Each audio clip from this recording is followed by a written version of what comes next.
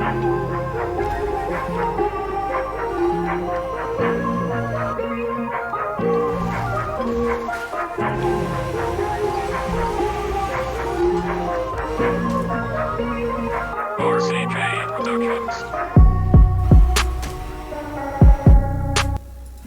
is up, Motorfest racers? It is I, your wheelman, Alex Cornnut. We're here today with the Lamborghini Revuelto. It's the cover car, it's the hero car, and it is cracked in the hypercar class for grand racing specifically. It has got great acceleration due to the all-wheel drive, superb handling. It handles the gutters and gets in the ditch so you can two-tire and just get around the corners very quickly. It's got a decent top speed. It really loves nitro, and so you have no problem getting on the big end. It's really a very packaged deal. Its only caveat is it's maybe not quite as fast as some of the other cars in the hyperclass, but it makes up for it so much on the short track that really you're going to have no problem being very competitive in this.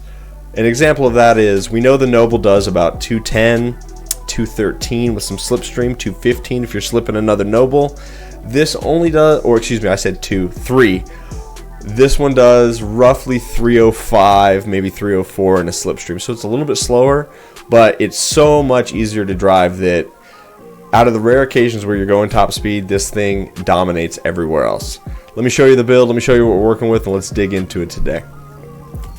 As we go into the Revuelto, for the customization side of things, there's a handful of parts you can do. There's 5 different bumpers. I do like that there's a couple of different Lamborghini wheels you can put on there, which are sick. So, I don't know. There's not a ton of licensed wheels in the game, so I would recommend maybe throwing those on there, you guys. There is no wide body kit for it, but you don't need it because it's awesome. And you can put all the vanity parts on it. So, if you've got vanity tires and smokes and all the different things, make sure that you do go through the options and slap them on there because you can, unlike the Nobles. Alright, that being said, we do have a couple of Cornnut crew liveries. They're a little bit older, so you might have to go through the dates of stuff. Like this is from 10/21, and then those SakuraCommander did that on 9/28 back in the day. So we've had this one in the garage for a while. It was just finally time I brought it out to you guys. For the pro settings, which is why you're all here. Final drive all the way long, that way you get that top speed out of it. Power distribution, we are fading it, so it's 39% in the front, 61 in the rear. Grip is 100% both front and rear. And then the brake balance, we're fading it to the back, so it's 55 front, 45 in the rear. Brake power is 100% like we always do. Aero is 100% both front and rear.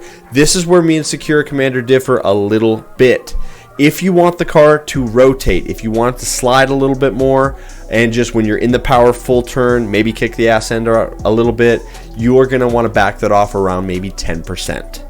A little bit more if you want to get crazy, but I would say 10 to 20 is that sweet spot. So that's where SakuraCommander had it. We had a couple different versions of the tune for this car. Now, I spoke with my Cornnut crew, which is a ton of different people, and I've also bounced some ideas off some other guys I race with. Majority of players, you guys watching the videos looking for the tunes, I've come to the conclusion just based on my feedback that a lot of people like a car that is more planted and doesn't necessarily oversteer. As a racer, we want to have enough in the car to where if we accelerate hard, we punch the throttle, the back end rotates, so that way we can rotate the car into the corners. Most players don't actually want that. So I've set this car up to be as drivable as possible, but not understeer. So when you punch the throttle, it's going to lock in and turn, but it's not going to rotate on you. So I've kind of found that happy medium with this setup, and that's what I'm bringing to you guys. But if you want to rotate, just back off the load in the rear a little bit. Suspension, we're full stiff, both front and back. You'll see that's not a problem. I don't really bounce off the curbs too hard. I still have tons of control, and I set the fastest lap on the test track in this car that I've ever done. So that'll give you an idea where we're at. Damper compression, we are softening it up a lot for that compression. So it's -17 in the front, -12 in the back. For the rebound, it's +6 in the front, +12 in the rear. And then for the ARB, that's those anti-roll bars. We're +10 in the front, +10 in the rear. And then for our alignment, we've got that camber full Beyonce to the left, both front and rear. So it's -0.25%. This is going to give you a car that is predictable, fast, handles well, takes the gutters like a champion, and once you guys add nitrous to the equation, this thing is a top 5, top 3 performer, and it's very, very good. So I'm super happy to bring it to you. Guys, stay tuned for the test track footage. Gives you an idea of how the car performs in that setting, and then I do get it out on the highway so you can see how it does with just regular nitrous, no slipstream. It's really good. I really like it. I'm happy to bring it to you guys. You guys have a great rest of your day. We'll see you on the test track.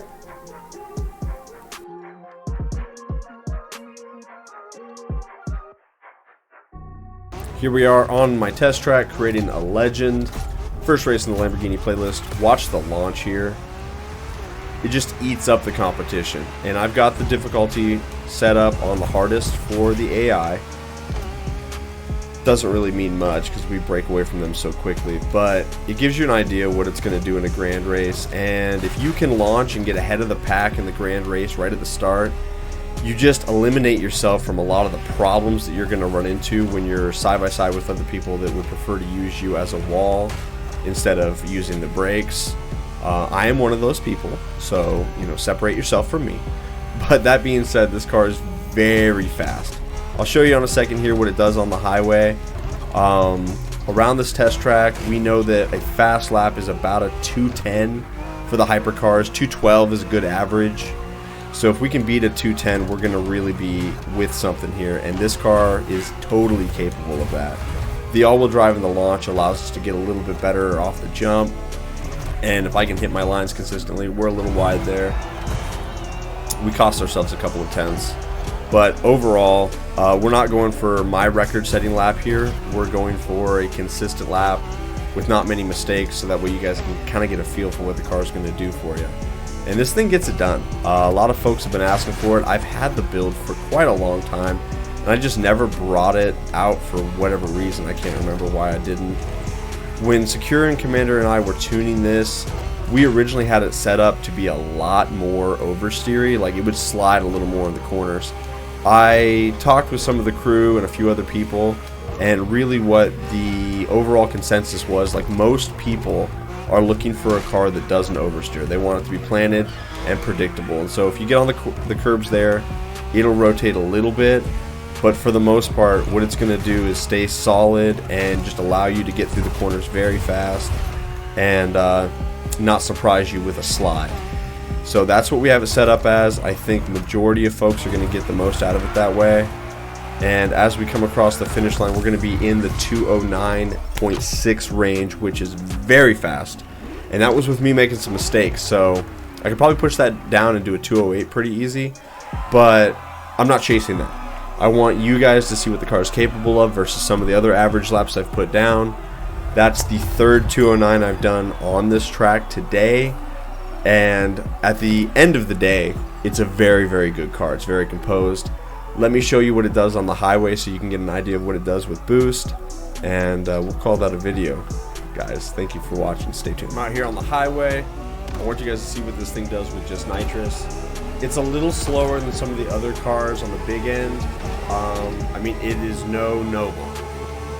But you can get right around 298 with nitrous, and that's no slouch. It's got plenty of speed. It's just not what some of the other cars are. So let me get going down this hill here and show you. The Centric DC does about 306 in the slip. This will probably do about 303. So yeah, 298, 299 is kind of cresting over that. And so that's what it'll do in a straight line with nitro. If you're in a grand race trying to break away, that's where you're going to be at. So a little bit slower on the big end, but the all-wheel drive and its ability to gutter and just what it does everywhere else really, really makes up for that top speed. And top speed is not bad. It's just not as good as some of the others. And so with slip, this will do well into the 300 range. Probably 304, honestly, with perfect slip. So keep that in mind. It's really solid. Guys, that's going to do it for me. This is the Revuelto. Thank you so much for watching, supporting the channel. I'm about to hit 2 million views on the channel probably this week. And I'll probably also hit 10,000 subscribers on YouTube this week. So if you're not subscribed, help me out to get that number. I appreciate you. Drop a like in the video if you are enjoying the content. It helps put it in front of other people so you can help me grow. I'm truly thankful to all you guys. You're helping me grow, and I don't have a channel without viewers, so thank you. Everyone have a great rest of your day. We'll see you next time. Bye-bye.